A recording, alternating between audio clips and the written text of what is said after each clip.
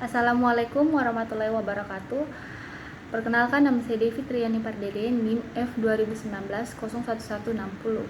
Di sini saya akan menjelaskan tentang diagnosis dan pelaksanaan osteoartritis. Osteoartritis adalah penyakit sendi degeneratif yang ditandai dengan kerusakan rawan sendi dan tulang subkondral dan menyebabkan nyeri pada sendi. Osteoartritis merupakan bentuk artris yang paling sering ditemukan di masyarakat, bersifat kronis, berdampak besar dalam masalah kesehatan masyarakat. Osteoartritis dapat terjadi dengan etiologi yang berbeda-beda, namun mengakibatkan kelainan biologis, morfologis, dan keluaran klinis yang sama. Klasifikasi osteoartritis berdasarkan sendi yang kena. 1. Osteoartritis tangan, osteoartritis sendi lutut, osteoartritis panggul, osteoartritis vertebra, osteoartritis kaki dan pergelangan kaki, osteoartritis bahu, osteoartritis siku, dan osteoartritis temporomandibular. Gejala osteoartritis umumnya dimulai saat usia dewasa, dengan tampilan klinis kaku sendi di pagi hari atau kaku sendi setelah istirahat. Sendi dapat mengalami pembekalan tulang dan crepitus usus saat digerakkan. Dapat disertai keterbatasan gerak sendi. Peradangan umumnya tidak ditemukan atau sangat ringan. Banyak sendi yang dapat terkena osteoartritis, terutama sendi lutut, jari-jari kaki, jari-jari tangan, tulang punggung, dan panggul. Pada seseorang yang dicurigai osteoartritis, direkomendasikan melakukan pemeriksaan anamnesis, pemeriksaan fisik, pendekatan untuk menyingkirkan diagnosis penyakit lain, pemeriksaan penunjang, perhatian khusus terhadap gejala klinis dan faktor yang mempengaruhi pilihan terapi atau penatalaksanaan osteoartritis. Penyulit osteoartritis. Pada dasarnya, penyulit yang timbul tergantung dari sendi mana yang mengalami osteoartritis serta kelainan lokasi dan arah kelainan tersebut. Penyulit tersebut bisa diakibatkan berbagai patologi. Beberapa di antaranya adalah efusi sinovial, osteofit, dan degenerasi jaringan sekitar sendi. Kerusakan sendi pada osteoartritis dapat mengakibatkan maligmen dan subluxasi. Penyempitan celah sendi asimetris mengakibatkan varus atau valgus. Ankilosis jarang terjadi pada osteoartritis, dapat mengenai sendi sakroiliaka. Dan simfisis, fragmentasi permukaan sendi yang terjadi berupa debris pada kavum sinovial atau osteochondral bodies yang tetap melekat pada permukaan sendi asalnya. Pada sendi lutut, efusi sinovial dapat menyebabkan timbulnya krista bakar pada fossa poplitea.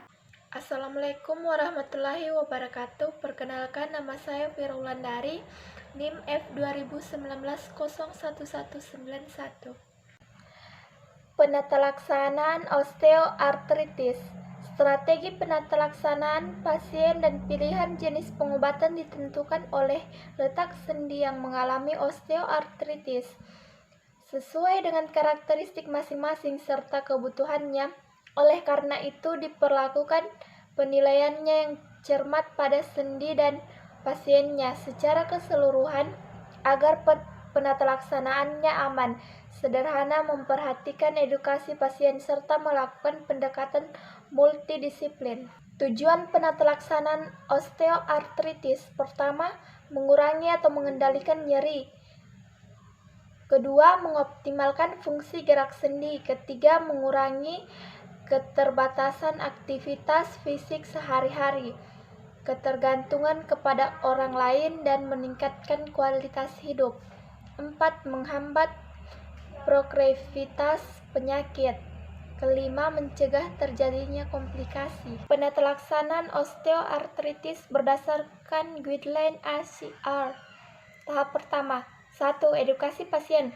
Kedua, program penatalaksanaan mandiri, modifikasi gaya hidup. Ketiga, program penurunan berat badan. Keempat, program aerobik. Kelima, terapi fisik. Keenam, terapi okupasi. Tahap kedua, pendekatan terapi awal.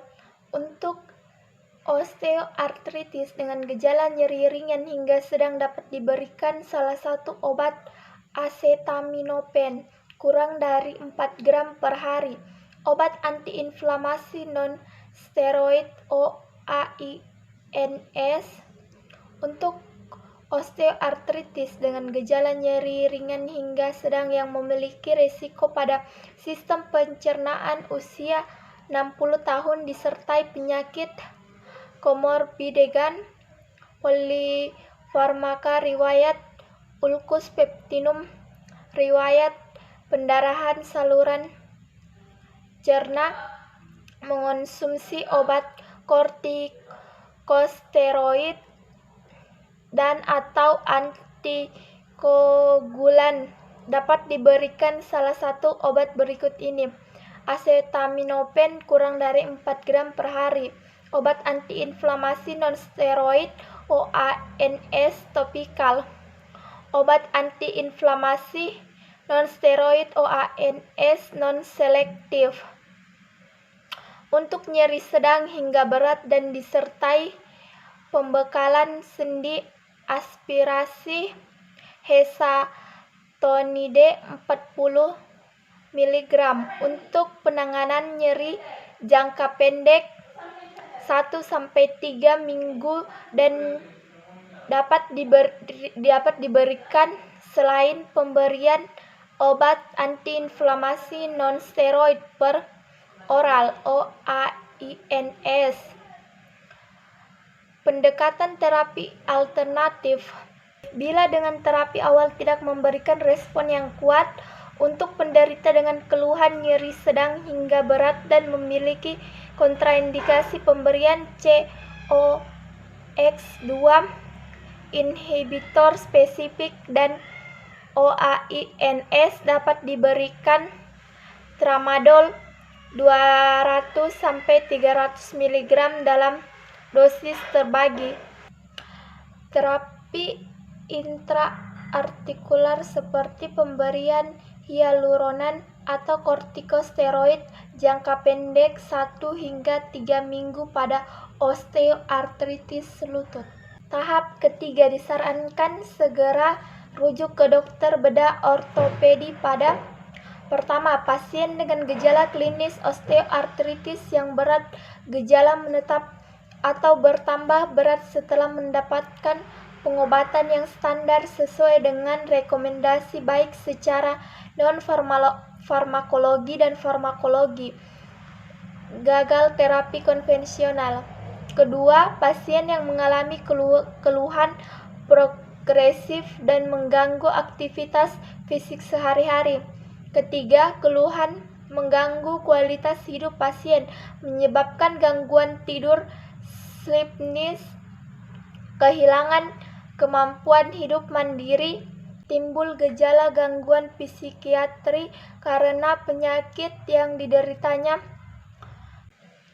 Keempat, deformitas varus atau valgus kurang lebih 15-20 derajat pada osteoartritis lutut. Gejala mekanik yang berat, gangguan berjalan atau giving way, lutut terkunci atau looking, tidak dapat jongkok. Itulah tadi hasil presentasi dari kelompok kami. Lebih dan kurangnya mohon dimaafkan. Wabillahi taufiq wal hidayah. Wassalamualaikum warahmatullahi wabarakatuh.